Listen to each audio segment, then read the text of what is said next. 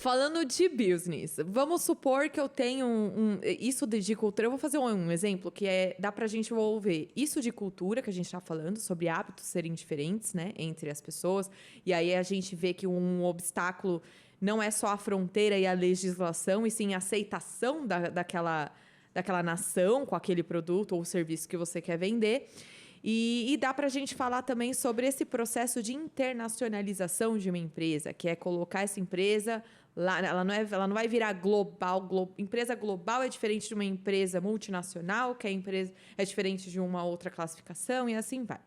Vamos supor que eu tenho uma fábrica de açaí, que foi até um tema que a gente estava conversando esses dias. Açaí aqui no Brasil funciona super bem. Como que eu vou saber se funciona super bem aí? Então, aí você tem alguns caminhos, tá? E eu tô vivendo essa situação agora com o açaí mesmo. O caminho correto para a gente ter um maior índice de assertividade, você primeiro faz um business plan do que é que você quer fazer. Você faz uma pesquisa de mercado anterior ou em paralelo a esse business plan para entender se o produto que você tem, ele realmente tem aceitação aqui nos Estados Unidos com as pessoas, né? Qual o seu público-alvo? Então, mas é um produto novo e ele é congelado. Como que eu vou fazer esse estudo? Você traz para cá. Do mesmo jeito, você vai fazer a amostra. Você tem as maneiras, né? A metodologia de pesquisa de mercado, ela ocorre de qualquer maneira em qualquer lugar. Mas eu não preciso ter uma licença para colocar esse alimento, ainda que seja de amostra e rodando? Então, é porque não é rodando. Eu não vou colocar no mercado e vou abrir. Uma grande ilusão que existe nisso daí também, né? Muita gente chega e fala assim, não, quero colocar, tem um açaí ótimo, quero vender no Walmart. Meu amigo, no teste pro Walmart, você está falando de mandar para cá uns 5, 6 containers. Você está falando de 60, 70, 80 toneladas de produto. Não, mas eu não posso levar um pote também e encostar ali no estacionamento de um outlet e dar uns copinhos para a galera experimentar. Aí é que tá. Enquanto pesquisa de mercado, não tem nada que te impeça a fazer esse tipo de coisa. Ah, é? Mas aí você também não tá falando de trazer um potinho, né? Agora mesmo, falando de um caso real. Não, tô falando de uma questão não burocrática mesmo, isso que eu te perguntei. Então, vamos lá, né? Você tem aí, em termos de regulamentação, você tem o FDA, que é quem regula as questões de alimentos e drogas em geral, né? Tipo Medicamento e tudo vigilância mais. sanitária aqui, não? Exatamente, é o equivalente da Anvisa. Quando você vai trazer um produto novo para cá, você precisa ter um cadastro, um registro no FDA. E para cada tipo de produto, você tem registro de cadastros diferentes. Quando é para teste, você tem inclusive algumas possibilidades de fazer isso com uma autorização, como que eu vou dizer, prévia, né? Uma autorização informal sem passar por todo o registro necessário para que o seu produto esteja aqui, né? Então, para fazer um teste pequeno, se o seu produto tem aceitação ou não, isso é bem factível de acontecer, né? Não tem grandes dificuldades. E como você citou, por exemplo, o açaí é um produto que já existe aqui. Então, não tem essa novidade toda como a gente imagina. Mas tem. Sabia. Hoje você acha no Walmart, você acha, tá? Não é bom, não. O que a gente tá trazendo é melhor, mas... Com certeza, porque eu sou viciada naquele açaí, meu Deus. Eu sei qual que vocês estão pensando em levar. O que tem aqui nos mercados, assim, no geral, eles são muito... Industrializados, como tudo aí no mercado, né? Exatamente. Ele vem, né, com um potinho e tal. Exatamente. Né? Então, você tem de tudo quanto é coisa. E Tabata, vamos falar a verdade, né? Os Estados Unidos é o maior mercado do mundo. Não tem mercado maior. É o point comercial do mundo. Ou seja, qualquer coisa que você quiser vender aqui, você vende, né? Tudo que o chinês inventa, ele vem vender aqui nos Estados Unidos, né? Então, assim, qualquer coisa vende. O quanto vai vender, o como vai vender, onde que você acha o seu público, o quanto vão pagar, é para isso que tem a pesquisa de mercado. E entendeu? Até por isso também que uma das razões de daí ser o grande polo do consumo é a questão do governo não burocratizar essa entrada desses produtos, né? Que nem você está falando, eu posso levar, posso fazer uma amostra. Então, mas assim, a pessoa que quer levar, quer fazer a amostra, não adianta ela comprar uma viagem de turista e levar ele na mala. Não, ela precisa entrar em contato com uma consultoria. Como que funciona? Ou ela consegue fazer isso direto? Meu sócio costuma falar que o nosso maior competidor, mas assim, que na verdade não compete porque entrega outra coisa, é o primo, né? Então todo mundo vira e fala assim, não, porque eu tenho um primo que mora lá e ele falou, cara, se eu levar esse meu docinho aqui, eu vou arregaçar de vender, vou ficar rico. Legal, o seu primo, entendi. Né? O seu primo falou para você que você precisa ter uma empresa, se essa empresa vai ser uma LLC, se vai ser uma corporation, se vai ser uma S-Corp. Não falou. Ele falou que para você abrir uma empresa, não, ele já não falou que é muito fácil. Entra no site, abre a empresa em 5 minutos. Ele já te falou que para você abrir uma empresa em 5 minutos, você tem que ter Social Security? Não falou. Então, ele já sabe assim, né? Então vamos traduzir todas essas etapas que você está falando. Quando a gente começa a olhar, né, o processo de abertura, tá? Passando de uma maneira bem simples.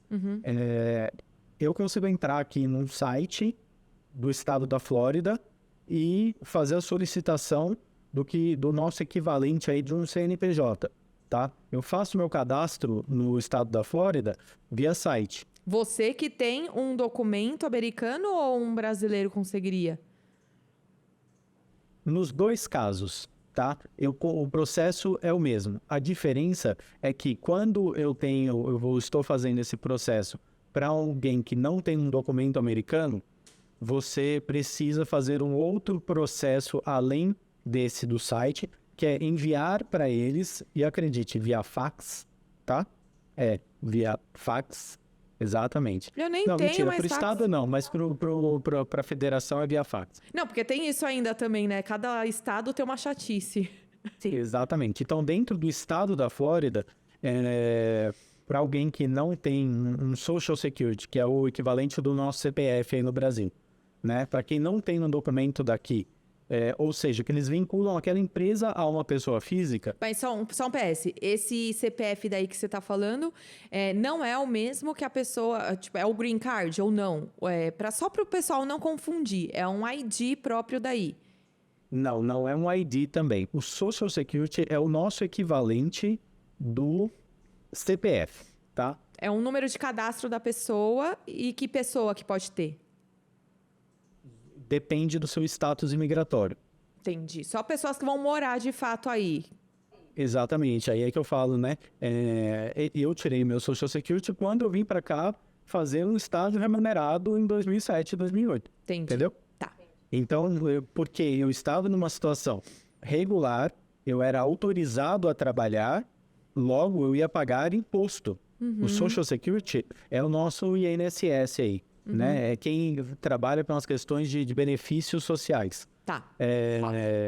E esse número, o que eu falo que ele é o equivalente ao CPF, porque é o seu número de referência para qualquer coisa que você vai fazer. Né? Você vai abrir uma conta em banco, você precisa dele. Você vai abrir uma empresa, você precisa dele. Entendeu? Tá. E que é o sonho, na verdade, da maioria dos imigrantes que estão aqui, é ter o Social Security. Mais até do que o Green Card. Em teoria, eles deveriam caminhar juntos. Mas é porque o Social Security é que te impede de fazer diversos tipos de trabalho, a ausência dele, né? Até mesmo coisas como Uber, como DoorDash, né? Que aqui é entrega de comida e tal. Qualquer coisa, você precisa do seu Social Security. Entendi. É um cadastro em geral mesmo, tudo fica registrado ali. Tá. Né? Tá. Então, vamos lá. A empresa, quando você abre ela no estado da Flórida, você, uma vez tendo esse registro, que para imigrante leva em torno de 10 a 15 dias. É rapidinho. Não, mas e o processo para tirar?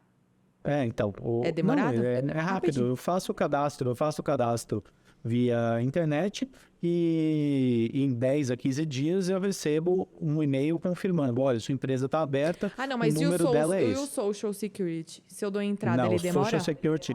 O Social Security depende do seu status imigratório.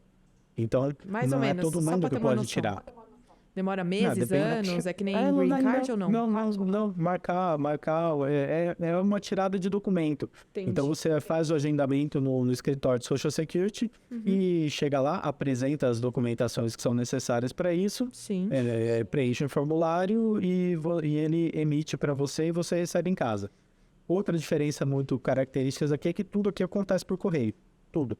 Né? Então, Até o seu green card pagamento, você recebe por correio. Vem os invoices Pagamento. da vida. Exatamente. E a diferença, de novo, é a questão dessa seriedade, né? E o fax também.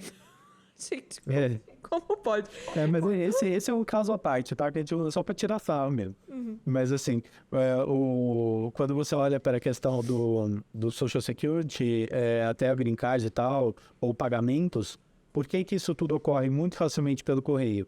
Porque é crime federal você abrir a caixa de correio de qualquer pessoa. Aqui também deveria ser, né? Quebra de sigilo, tudo mais, né? Mas... Aqui, se acontecer, você realmente vai preso pelo FBI, entendeu? É outro nível, né? Sim. É mais seguro, né? Acaba sendo mais seguro. Entendi. Aí abriu a empresa. No estado. Aí Isso. você tem que ir para a federação. Quando você vai para a federação... Eu tenho que ir para a federação? Obrigatoriamente, Tá. sim. Assim como no Brasil, né? Que você tem as esferas estadual, municipal. Sim, inscrição municipal, estadual. Exatamente. Nesse aspecto é a mesma burocracia.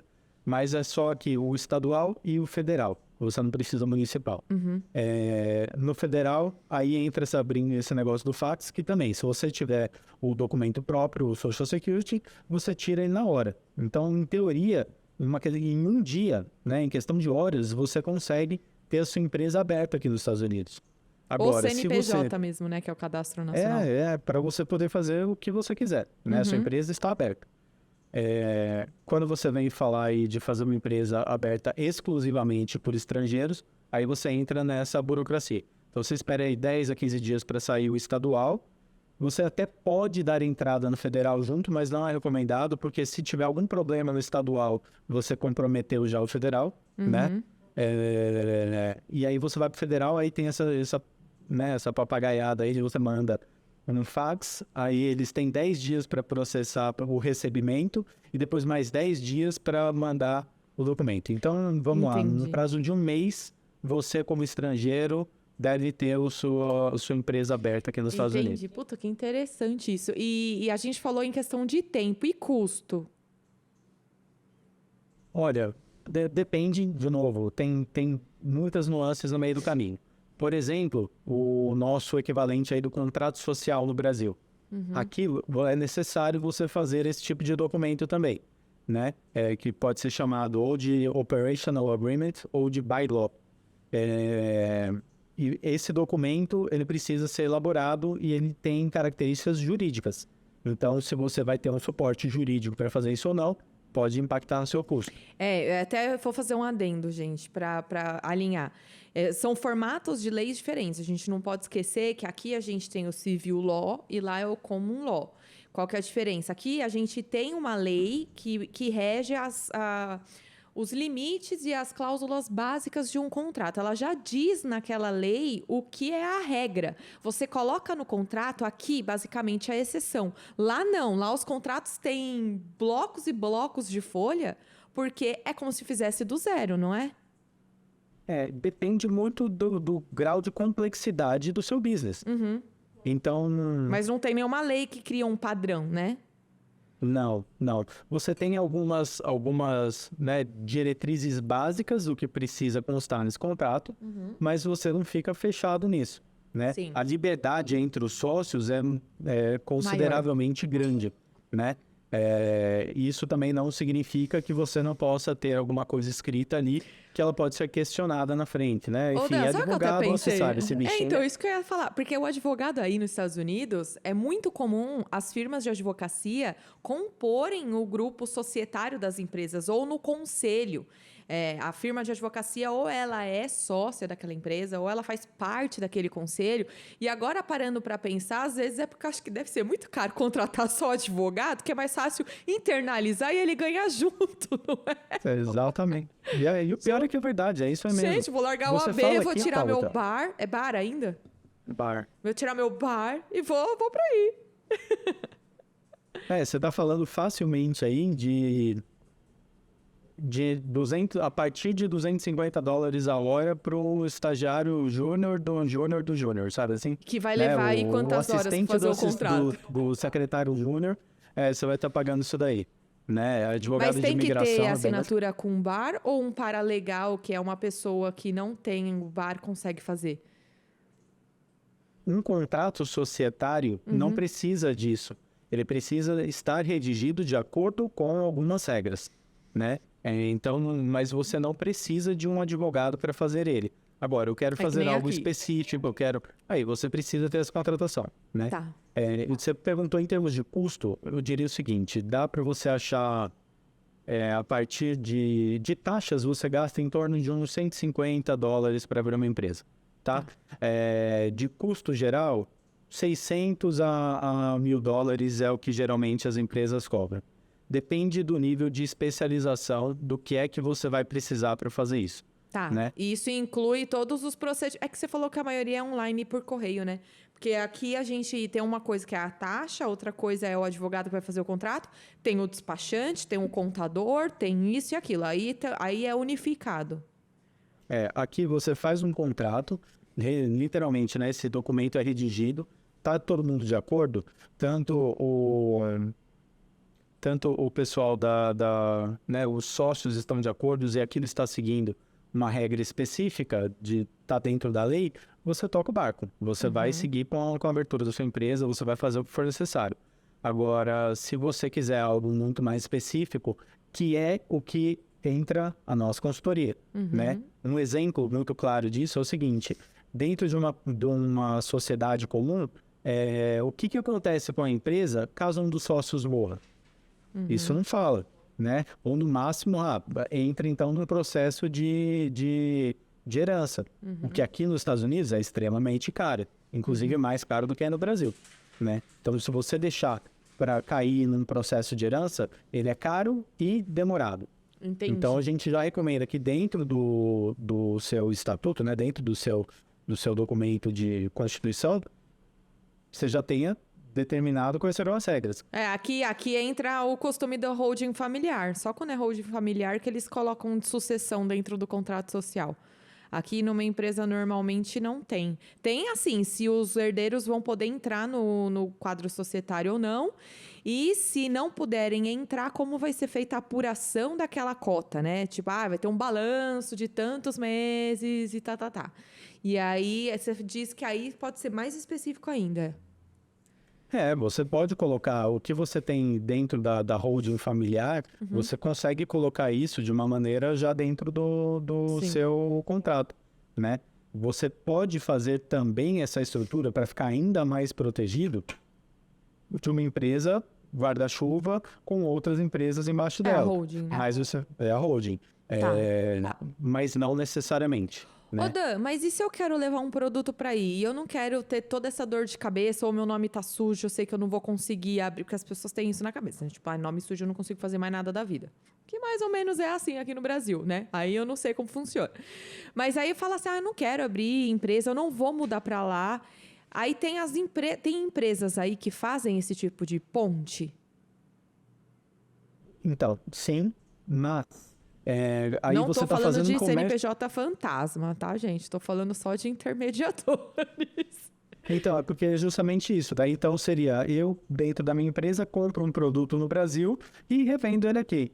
E isso é extremamente comum, né? Não tem segredo nenhum. Desde que você consiga exportar, eu consigo importar e faço a comercialização. Mas aí entra o regramento tributário de importação e exportação. Se é uma empresa aqui que expande e abocanha o comércio americano, já foge um pouco dessas regras de exportação e importação, né? Não é nem só isso. Você faz receita em dólar, né?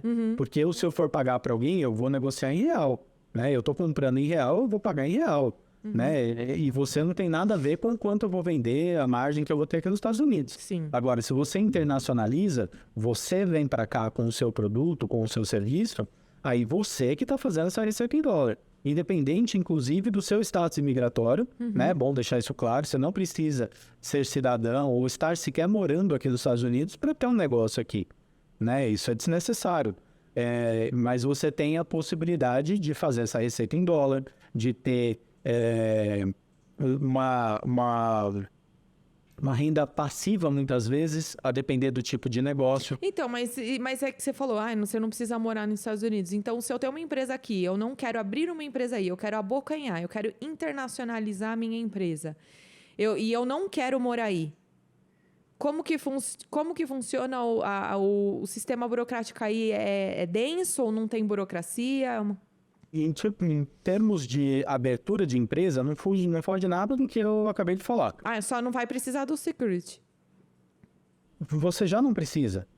Né? Para abrir uma empresa que você já não precisa. Sim. E são coisas diferentes você trazer a sua empresa. Eu quero abrir um escritório da minha empresa Tabata S.A. brasileira para os Estados Unidos. Aí você não consegue com essa facilidade. Aí existe um processo específico para você trazer uma empresa de outro país, ser uma filial aqui nos Estados Unidos.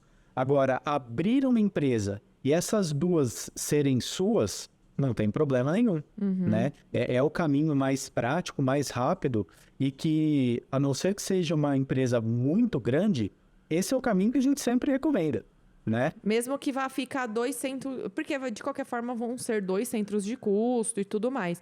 Mas como que fica essa questão de declaração, essa parte parte tributária? O faturamento daí, ele é incorporado com o faturamento daqui ou não tem nada a ver? É como se fossem 2 empresas? Como funciona? Vamos lá, você tem primeiro a questão da apuração, né? Só falando brevemente da questão tributária, até porque não é exatamente minha especialidade, mas no estado da Flórida, você tem o sales tax, a taxa por venda, ela é paga obrigatoriamente pelo cliente. Então, isso não é algo que você computa na sua... Mas não é tipo o nosso ICMS? Ou só tem esse imposto na venda do produto? Não, só tem esse imposto na venda de produto. Só um imposto, é 7% e ele acabou. é taxado na hora da venda. Então, eu vendi algo por $100, o cliente paga 107. Acabou. Não sai nada. Dos meus $100, eu enfio inteiro no meu bolso. E aí não tem mais nada. Aí você vai para o federal. Aqui na Flórida, especificamente, não tem imposto estadual. Somente esse de venda, que quem paga é o cliente. Então, no estado da Flórida, ele não vai te cobrar nenhum tipo de tributação. Deixa eu só fazer um paralelo para o pessoal. O que ele está falando é assim, é a mesma coisa aqui. A gente tem o ICMS e o ISS. O ISS é municipal. O ICMS é estadual, isso, que é produto e serviço. O que ele está falando é o imposto federal, que aqui no nosso caso a gente tem uma carga tributária um pouquinho pesada, que aí vai muito do enquadramento tributário, né? Se é simples nacional, se é lucro real e etc. Como funciona aí? Aqui é muito mais simples do que isso, né? Quando você olha para o imposto federal, a depender do tipo de empresa que você tem, ele tem uma tabela progressiva também, ele vai de 15% a 30% ou 35%, se não me engano, mas ele é muito mais simplificado. Olhando para o estado da Flórida, basicamente, quando eu abro uma empresa aqui, uma LLC, que é o nosso limitado aí no Brasil, tá? Essa empresa limitada, ela vai transferir no final do ano, né, fiscal, a receita dela, o que foi gerado ali dentro, transfere para a pessoa física, para os sócios, obrigatoriamente. Anual. E aí eu pago anual. E aí eu pago o imposto na minha pessoa física. Imposto de renda. Para o federal. O imposto de renda. Então, é isso que eu vou ser tributado. Aqui a gente tem essa divisão entre prolabore e distribuição de lucros. Distribuição de lucros aqui é isento. O prolabore, não. Aí não tem essa divisão. Entrou na pessoa física, pagou. Depende da sua classificação. Se você é uma LLC ou uma corporation, por exemplo. Tá. Na corporation, você pode deixar o lucro da empresa sem distribuir. Pode deixar dentro da empresa. Entendi. Na limitada ou na S-Corp, você obrigatoriamente precisa distribuir, porque é onde o governo vai te tributar. E quanto que é o tributo que vem para o sócio? De 15% a 35%, a depender do quanto você fatura.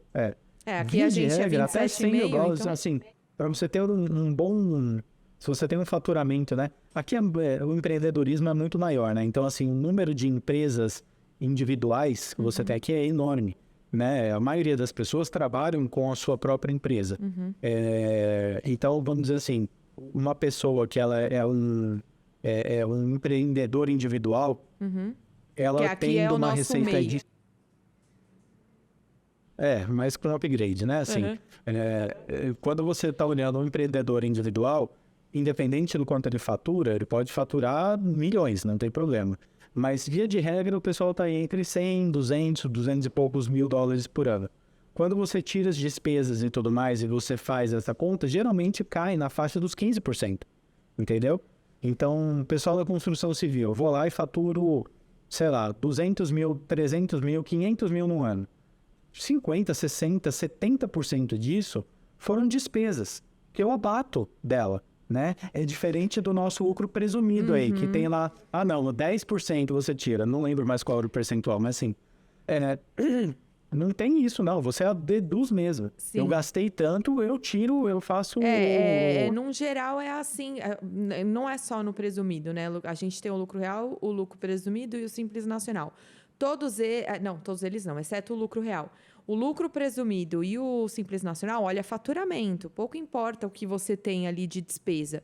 No presumido, ele joga ali um tanto presumido que você tenha de despesa, mas ele olha para o seu faturamento. No lucro real, já pega o faturamento menos a despesa e vê o quanto realmente foi o seu lucro. É como se aí eles tributassem a pessoa física nesse regime.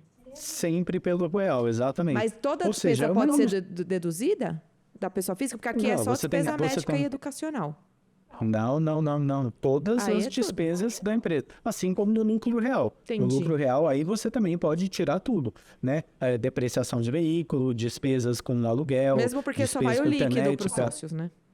Exatamente. É exatamente isso que é feito. É essa conta que é feita aqui. Tá. Né? Então, você vai lá, deduz tudo que foi gasto de matéria-prima, se você teve alguma matéria-prima, de mão de obra, enfim, você deduz tudo, o seu resultado é que vai ser tributado. Entendi. Simples assim. Entendi. Entendeu? É como se todas as empresas aqui fossem lucro real.